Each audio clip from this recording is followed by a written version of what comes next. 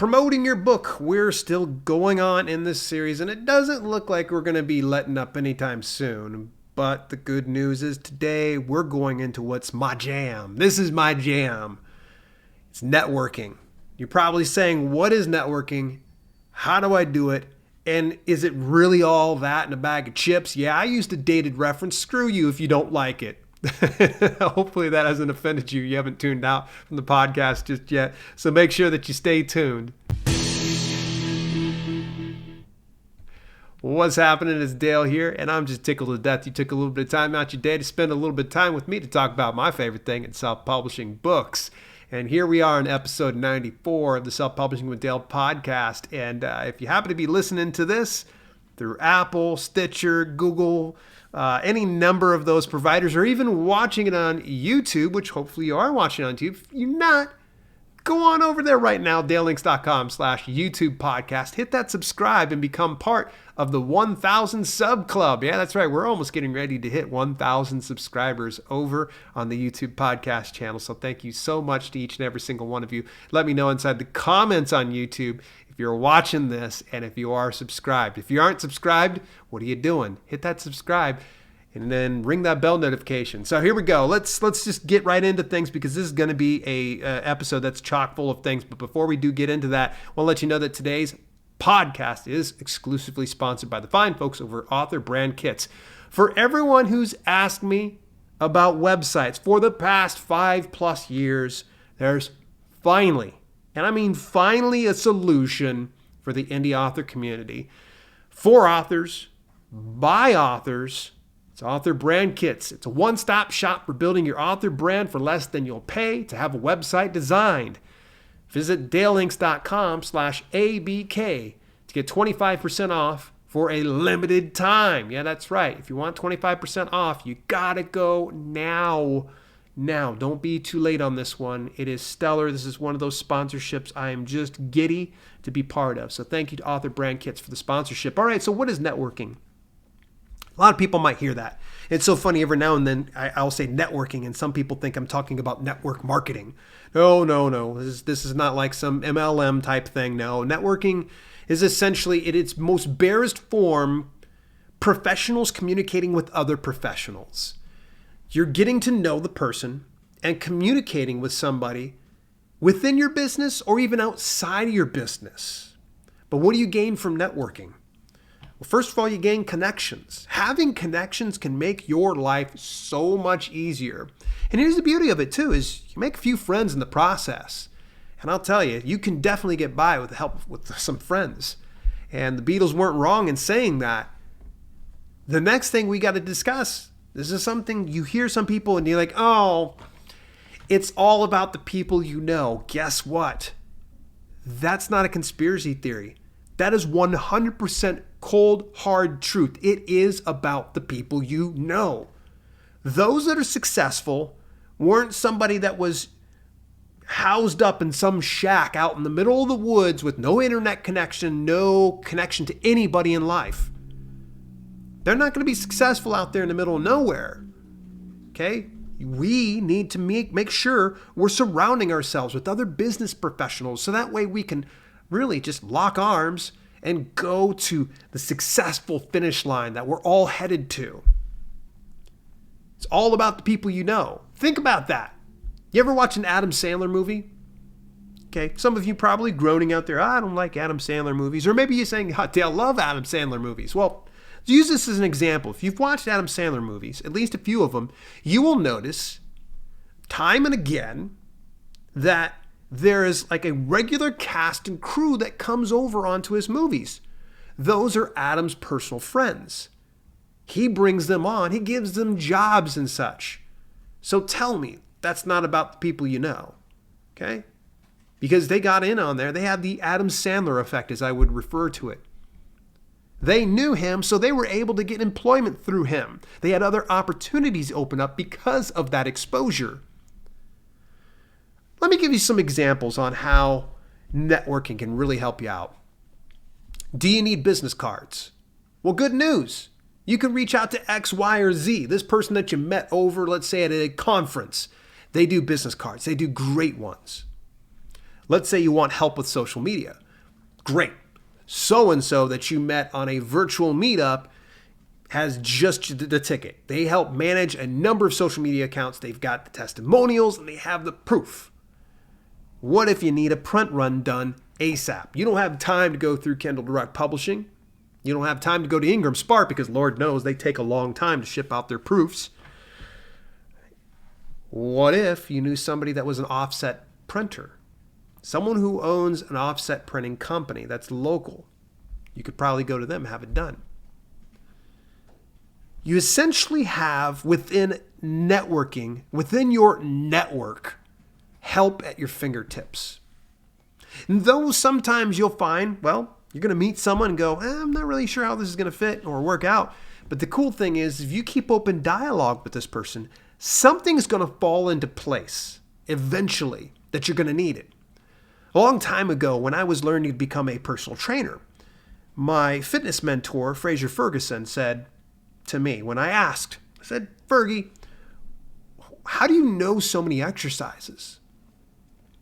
And he said, well, just when you need it, it's available to you. He's like, it's not like he used those exercises all the time. There were some of them that he thought, oh, well, I need this. Or, oh, I'm going to try that. It wasn't like he used these 50,000 different exercise variations all the time. So the nice thing is with networking is you're going to build this deep network of folks. And someone may not be able to service or be of service to you, but they will eventually. Or in some instances, you might be of service to somebody else and reciprocate that in some capacity. Do you abuse that relationship? No, not by any stretch. You don't go, ooh, I know this guy, he's got a 100,000 email subscriber list and I'm going to hound him until he, puts me in his email newsletter. No. Be cool. That's going to be the very first thing. You don't want to be weird, okay? So how do you network? Told you what is networking. How do you do it? All right, so this day and age, and of course, as probably this is going to date this podcast right away, we're right now in the middle of the pandemic, hopefully getting towards the end of it, some lockdown throughout the world. So some of these solutions may not make sense right now, but it will eventually. But there's 3 ways we can do it. And the very first 2 you can do right now, regardless of a lockdown or whatnot. The very first way for networking, and this is the easiest way, is social media. Social media is dead simple to be able to connect with other people, get to know, like, and trust other people, and get that in return. Between Facebook groups, LinkedIn, Twitter, whatever you feel comfortable on, whatever platform you feel good about is where you should be going. Let me give you a great example of how networking really worked out, big time, not only for me, but for this person I'm going to talk about. I was in a Facebook group of my mentor, Jason Brock. It's called like the Hustle Project or something like that. A bunch of self-publishers were in it back in the day. And one of his moderators, I just saw her kind of posting some stuff. And every now and then she would engage with people. And I had a client of mine. And I was, at the time, kind of complaining. I'm like, man, my work's getting too busy. I need to find a good virtual assistant. But none of these people are cutting the mustard. Like, it's just not working out. Because I would find someone, I'm like, oh, this is terrible. I would just find someone, fire them. Find someone, fire them. Find someone. It was horrible. Well, my client said to me, well, have you checked out insert this moderator? And I was like, no, I didn't know she was an assistant. And mind you, she's in the United States. So I always thought like virtual assistants are just overseas. Like, well, there's virtual assistants everywhere and some are in the United States. So I reached out to this person and it is now going on 5 years I've been working with her, and her name's Ava Fales. Ava has been a blessing to my business and somebody I've just kind of viewed as a partner within business. And all of this because of networking, because I was talking with the client knew Ava. So the client made the introduction between Ava and myself. And this just blossomed and just grew to just an amazing relationship. So you can see how that was huge for me. Now, the other example would be on, say, like Twitter. Twitter is amazing. Don't sleep on this, folks. I used to treat it like the redhead stepchild, and I would just link dump a bunch of stuff, and I didn't care nothing about that place. But then I started finding like people were reaching out to me. People wanting podcast interviews. They were wanting to get it to where they would have me promote their products, things like that. And I even landed sponsorships through Twitter. Yeah, it's crazy to know, but I was able to break ground with a number of companies and services to get sponsorships through Twitter, of all places. Social media is huge. Now, I'm going to tell you a little bit about etiquette and what you should be doing a little bit later. Etiquette is universally applicable. Okay, regardless if you're on social media or an in-person conference or a virtual meetup. And that is going to be the next point I'm coming to. How do you network? Number 2, virtual meetups. First of all, you don't know where they're at? Create your own. DIY. Zoom, you can get 100% free, folks. Now, granted, if you get like a group together, they'll limit you to like 40 minutes. 40 minutes is more than enough to get together. You can always use Google Hangouts.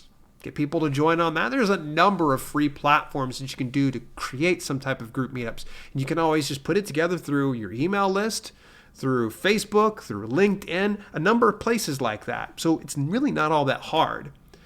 Or just reach out within your community. Now, this could be your virtual community or even your physical community. Reaching out there and saying, hey, does anybody know of any networking that I can get involved in? I would love to kind of connect with people. A great example, a good, one of our longtime followers here, the channel Angstaz, actually is involved in Toastmasters. Toastmasters is a fantastic opportunity for not only improving your ability to speak in front of a group of people, but also to network with other business professionals who have similar goals. So when she shared this within the Discord, I was like, everybody must get on top of this. Now, granted, I didn't get to it because honestly, I'm so freaking busy lately that I'm not able to do that, but I would highly recommend Toastmasters is a fantastic one to look into. And if there's virtual meetups of that, do it. Do it. You will thank me later and get to know those people. Again, we're going to talk about etiquette here in a second. And last but not least, once when all this pandemic subsides and we're back to semi-normal life, local meetups. Look for local chamber of commerces, meetup.com, local libraries, Craigslist if you're really wanting to kind of find something. I found some of the greatest ones through Chamber of Commerce and meetup.com. Meetup.com has a ton of opportunities. I've met some great people through meetup.com. Chamber of Commerce meetings, most times you're going to have to pay like a membership or something, but most of them will at least allow you to come in for like 1 to 2 meetings and take advantage of that. You can always go into like 1 to 2 meetings at a Chamber of Commerce for free, see if it's a good fit for you and if it's worth investing in. And most times, like a Chamber of Commerce, it's not expensive. You're not going to have to pay thousands of dollars per month, especially if you're just a small business owner. But what about etiquette? Here's how etiquette goes. Okay, the very first thing is you're going to need to get comfortable with being uncomfortable if you're an introvert. If you're an extrovert, this is built for you. All you got to do is introduce yourself. It's the wildest thing. Just walk up to the nearest person and say, hey, what's up? How's it going? My name's Dale. I'm a self-published author, and I do videos over on YouTube sharing how people can do that too. What do you do? That simple. Here's the key, though. You're going to want to make sure that you learn more about the other person than you share about yourself. It's going to feel awkward. It's going to feel really weird for you. If you're the type of person that just loves to talk about yourself and share about your book and things like that, but I implore you, don't do it. Because you're going to find that people are going to be more interested in you when you ask more of them. Because by the time you've exhausted all of the questions with them, they're going to be like, this person's super cool. I need to know what they do. So you say you do something on YouTube, Dale? What is that? At that point, I'd be happy to share. So introduce yourself, ask questions. Here's the big key. Remember names. This is going to feel really awkward at first. If you've got to do it, you got to do it. But sometimes you're going to forget someone's name. You're a human being. It will happen. Just say to the person, hey, I know we just met like earlier in this meeting. What was your name again? Write it down. Ingrain it into your brain. One of the things I like to do is I say their name twice after they have said it. They introduce themselves. Let's say, for instance, they're like, hey, my name is Kelly. Oh, it's great to meet you, Kelly. What do you do, Kelly? Something like that. It seems really ridiculous, but the thing is, it's going to start to ingrain it in your brain. And one thing I like to do is I try to associate something about the person's name and what they look like visually. So I try to lock that type of thing on. So it could probably be, I don't know, Kelly with the brown straight hair. I don't know. Something out there. I'm just using my wife as an example here, folks. Something that is going to help you out. One thing that will really help you out is if you're in the conversation, you find this person intriguing, you're just really connecting and you're vibing with them, everything's going really well. Ask them for a business card. If they don't have a business card, say, hey, how can I get in touch with you? Write that stuff down and put a note on it like Kelly with the brown hair. Something that will ingrain it in your brain so you can remember their name. Get contact info only when it's relevant. Don't just do like, hey, can I get your phone number? What? Yeah. It feels weird, when you go and grab someone's phone number and you're like, I don't really need to call this person. So get the relevant info. Especially like you don't want to get someone's phone number if you're never going to call them. Get their email address. Get all that relevant info so that way it's all set. Don't make it weird. Don't force your business card onto someone without them even asking, all right? I get this so much where someone crams me their like business card. Why are you giving this to me? I just met you, dude. Like, if someone asks you for a business card, give them that business card. If they haven't asked you and it doesn't seem appropriate, don't give it to them. Because to me, when somebody crams a business card in my hands, they're telling me, well, I want you to throw this away for me. Okay, no problem. Boom. All right. Next one. Don't overshare. Don't be that guy who talks for minutes at a time when you're asked to have an elevator pitch. I've been at some of these local chamber of commerce meetings, and you got this one clown. Everybody always, it's like the person will set up the meeting and go, okay, so you get 30 seconds to share what you're going to be talking about, and we're going to move on. You get this guy, I know I'm over my half minute. Well, that means you need to stop. Shut up. Just be quiet, all right? You had a half minute to get your elevator pitch out. You're over. Oh, too bad. So sad. Move on. Don't overshare. The next thing is keep it professional, folks. Avoid going over the top. So no cursing. All right. I know even if that's your thing, even if you're Gary Vaynerchuk, you don't need to be going to any of these networking meetings, dropping F-bombs and things like that. Don't show anything short of your best self. But in the same instance, folks, be yourself. Be yourself. Know when you got to dial it back. If you're the type of person who curses like a sailor, know when you need to dial it up a little bit. If you're kind of like a wallflower, you're an introvert. After the meeting, track all relevant names and contact info. There's a number of apps that actually will scan business cards and has a follow-up sequence where it'll say, hey, you should probably email so-and-so. You just met them last month at the Chamber of Commerce meeting. And set reminders to follow up with yourself if you don't have an app like that. I recommend just get the app. Some of those apps can cost, like, they're free. Some of them are like $1, $5, things like that. It's well worth it. The follow-up is going to be very simple. You can do it via email, phone call, video chat. Only do it when the contact info was willingly given to you. Don't just approach somebody out of nowhere. Hey, you remember me from the other meeting? Yeah, you were weird. Now you're being double weird by getting a hold of me like this. This is weird. Here's the really cool thing. This is where it kind of gets fun, is in networking, you're going to get the most out of it when you start to grow that network and get it to where you cross-pollinate the people that you know. Introduce people to other people. So when you introduce somebody, the very first thing is you need to see the benefit in creating the connection. So even though I might have, let's say, for instance, a Werebear Shapeshifter author who is prolific, and then I've got this guy who, I don't know, manufactures Post-it notes.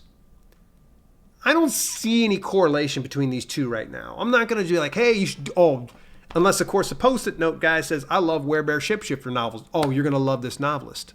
You're going to love this person. Or the Werebear Shapeshifter author goes, you know what? I need some Post-it notes. I'd love to have them branded. Oh, great. Let's go ahead and introduce the two. That makes sense. The very first thing you need to do before you make an introduction is you got to get kind of a permission. You got to lay the groundwork as well.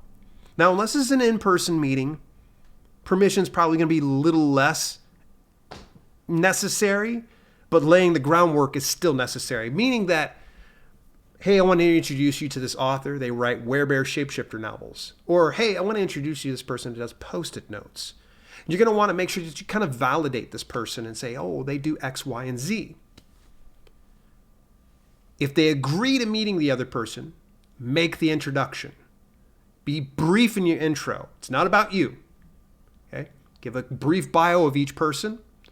And the most important thing is, how important is this connection? What is the reason that you're creating this connection between these two people? Because otherwise, they're just going to be like, well, cool. Dale's a good guy, right? And they're just left to their own devices.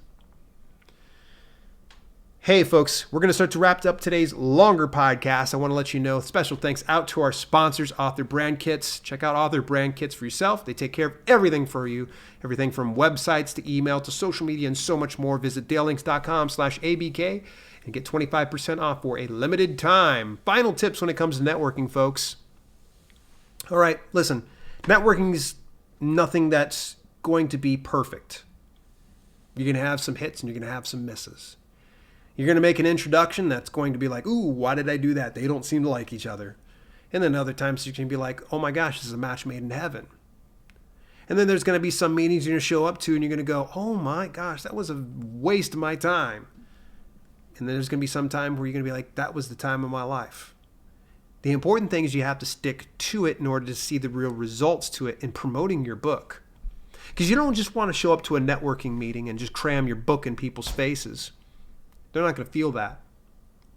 But when you start to build a relationship and communicate with those folks and give of yourself to them, they will most likely reciprocate that in kind. I'd recommend take a look at local charities. And you're going to find that a lot of really cool people that already give of themselves are good, positive people to surround yourself. And positivity is something that really we could all use these days. The next thing is going to be ask around for referrals. Referrals are key. Hey, do you know of any networking meetings I can join? Do you know of a Toastmasters I could join? All these are great. What I would recommend is try something new every month, at least once per month. I challenge you, if you're listening to this podcast, try something new for networking. Maybe you just reach out to somebody over on Twitter, just DM somebody. Say, hey, how's it going? I just happened to notice X, Y, and Z. I met some great people through LinkedIn this way. Good friend of mine, Terry Pappy. Terry's just fantastic. Met her through a friend that we corresponded through LinkedIn initially. It was an awesome introduction. Just try something new every month. Hey, folks, I actually go deep dive on this particular topic here over in the book called Promotional Strategies for Books. It's available right now over on various retail outlets. Actually go over to dalelinks.com/ASP. That's Amazon Self-Publisher to grab your copy of Promotional Strategies for Books right away.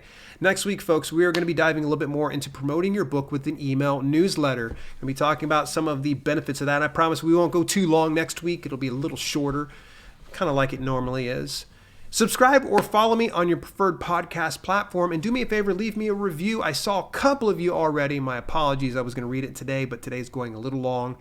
In the meantime, I will chat with you folks next week.